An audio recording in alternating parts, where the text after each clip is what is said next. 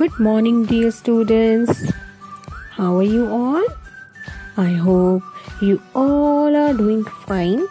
So, students, today we are going to do English workbook. And in English workbook, which chapter were we doing? We were doing chapter number 2. And name of chapter number 2 is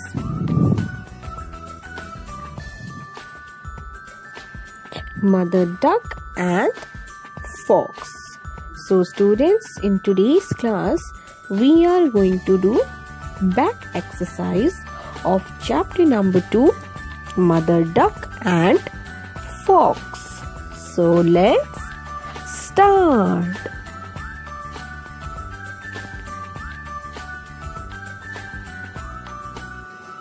Question number 1 is, Mother Duck and her ducklings were going for a walk one day. जो mother duck थी और जो ducklings थी वो walk पर जा रहे थे एक दिन. क्या वो वॉक पर जा रहे थे? ट्रू और फॉल्स आपको यहाँ पर फिल करना है. Question number 2, mother duck saw something at a distance. What was it? Mother duck ने थोड़ी दूर से क्या देखा था? किसको देखा था? आपको यहाँ पर लिखना है कि मदर डक जो थी उसने थोड़ी डिस्टेंस से, थोड़ी दूर से किससे देखा था. Question number 3, mother duck asked the ducklings to go to the dash. Mother duck ने अपने डकलिंग्स को, मतलब अपने बच्चों को कहाँ जाने के लिए कहा था? आपको ये सेंटेंस कंप्लीट करना है. लेक में जाने के लिए कहा था. Mother duck asked the ducklings to go to the lake. Question number 4, mother duck pretended to be hurt when she saw fox. जैसे ही मदर डक ने फॉक्स को देखा, क्या वो हर्ट है ऐसा वो प्रिटेंड करने लगी. अब प्रिटेंड का क्या मतलब होता है?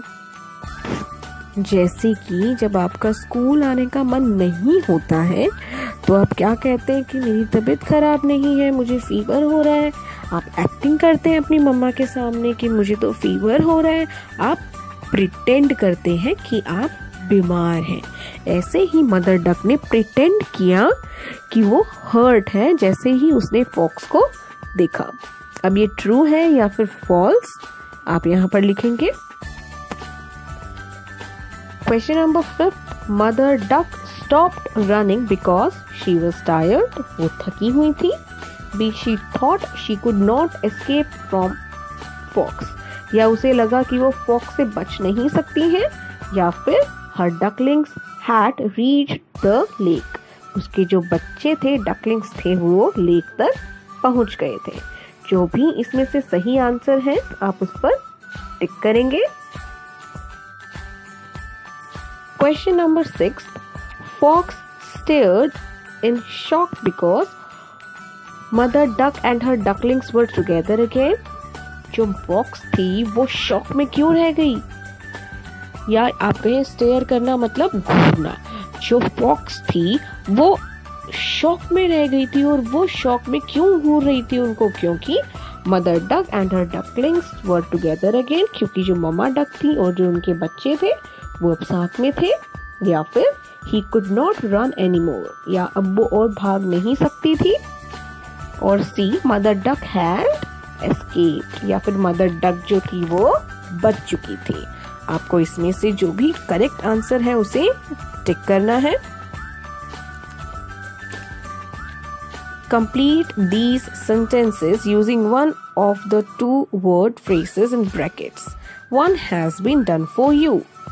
Mother duck was dash when she got back with her ducklings. जब मदर डक कैसा फील कर रही थी जब वो अपने बच्चों से वापस मिली थी? सैड या फिर हैप्पी? क्योंकि मदर डक के जो डकलिंग्स थे वो लेक में थे. क्योंकि फॉक्स आ गई थी तो जैसे ही मदर डकलिंग्स अपने बच्चों के पास वापस गई तो वो कैसा फील कर रही थी? सैड या फिर happy? So happy. Now B, Seema finished the test soon. सीमा ने टेस्ट को जल्दी से फिनिश कर दिया because it was easy or difficult. अगर आप टेस्ट जल्दी से फिनिश कर दें तो वो टेस्ट इजी होगा या फिर difficult. C, it is dash to cross the road when the traffic light is green.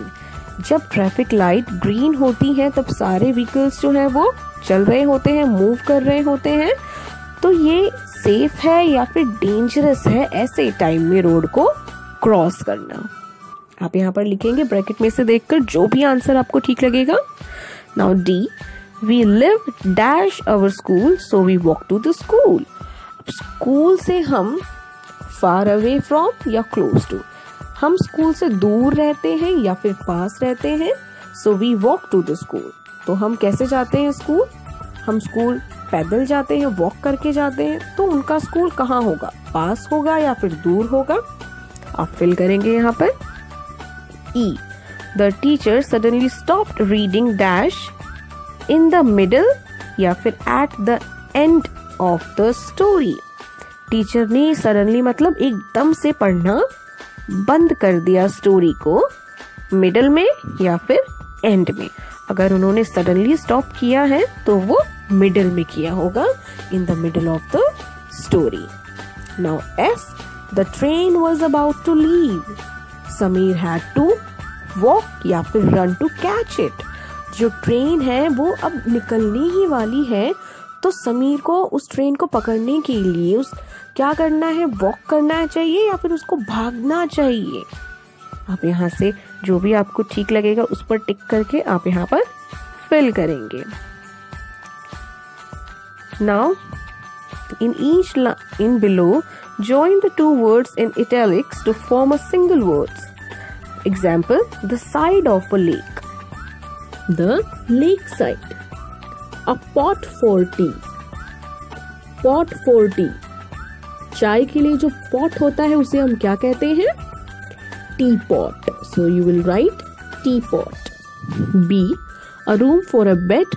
Room के लिए जो बेड के लिए जो कमरा होता है, रूम होता है, उसे हम क्या कहते हैं? Bedroom. So you will write bedroom. Now C, a room for teaching a class. Class को पढ़ाने के लिए जो रूम होता है उसे हम क्या कहते हैं? Classroom. A board which is black. ऐसा बोर्ड जो ब्लैक है. So a blackboard. A book which has work for you to do.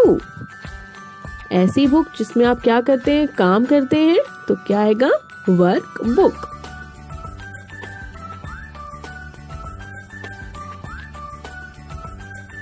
Use it or they to complete the sentences. The word in italics in each sentence will help you choose the correct answer. One has been done for you. आपको क्या करना है? आपको इनमें आपको it का use करना है और they का यूज करना है. आपको जो इटैलिक्स में वर्ड दिए हैं, आपको हर सेंटेंस में इटैलिक्स में वर्ड दिए हैं जिनकी हेल्प से आपको करेक्ट आंसर को चूज करना है. Like first one is Shamila has a farm. Dash is big and pretty. अब यहाँ पर इटैलिक में क्या है? फार्म लिखा हुआ है. तो यहाँ क्या आएगा? इट. दे कब आता है? जब हम एक से ज्यादा चीज के बारे में या फिर एक से ज्यादा लोगों के बारे में बात करते हैं या फिर जब भी प्लूरल हो तब दे आएगा. Like the children are playing in the park. Children यहाँ पर इटैलिक है. बच्चे, एक बच्चे की बात नहीं हो रही है, बहुत सारे बच्चे हैं. So dash are making a lot of noise. यहाँ पर क्या आएगा? दे. ऐसे ही आपको ये सारे क्वेश्चंस करने हैं. Look at these sentences. Brinda drinks milk every morning. Brinda one person है तो drinks आएगा. अगर यहाँ पर girls होता, मतलब अगर plural होता तो यहाँ पर drink आता. like my brother rides a bicycle. My brother एक ही भाई है तो rides, brothers होता तो ride. जब प्लूरल होगा तो वर्ब में s नहीं लगेगा, और जब सिंगुलर होगा, एक होगा, तो वर्ब के पीछे s आ जाएगा. I read the newspaper in the morning. I के साथ वर्ब के पीछे s नहीं आएगा. They मतलब बहुत सारे लोग हैं तो drink ना कि drinks. यहाँ पर वर्ब के पीछे s नहीं आएगा क्योंकि they है, प्लूरल है. Some students, स्टूडेंट्स मतलब बहुत सारे हैं, प्लूरल है, तो वर्ब के पीछे s नहीं आएगा. Make a lot of. So students, like this you have to do question number 2 which is on page number 16. Use the words in the brackets. आपको जो words brackets में दिए हुए हैं आपको उनका यूज करना है करेक्ट फॉर्म में. आपको s लगाना है जब भी नेसेसरी हो, जब भी जरूरत हो. I के साथ क्या रहेगा? वॉक ही रहेगा, s नहीं आएगा. B, my brother always dash my mother in the kitchen. मेरा भाई, एक ही भाई है. अगर यहाँ पर सिंगुलर है, ब्रदर सिंगुलर है यहाँ पर, तो वर्ब के पीछे s आ जाएगा. My brother always helps my mother in the kitchen. Now C, Rihanna dash very gracefully. Rihanna singular है तो वर्ब के पीछे s आएगा. We will add s. Rihanna dances very gracefully. D, Rambo my pet dog dash to swim in the pool. Rambo my pet dog, एक ही dog है, singular है, तो वर्ब के पीछे s आएगा. Rambo my pet dog loves to swim in the pool. E, little babies, babies है, plural है, बहुत सारे हैं, तो स्लीप ही रहेगा, s नहीं आएगा. Little babies sleep most of the time. Doctor Sharma, doctor Sharma singular है, एक ही पर्सन है, so works in a government hospital. Doctor Sharma works in a government hospital.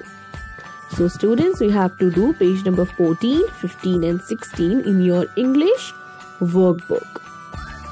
So students, stay at your home and stay safe. Thank you.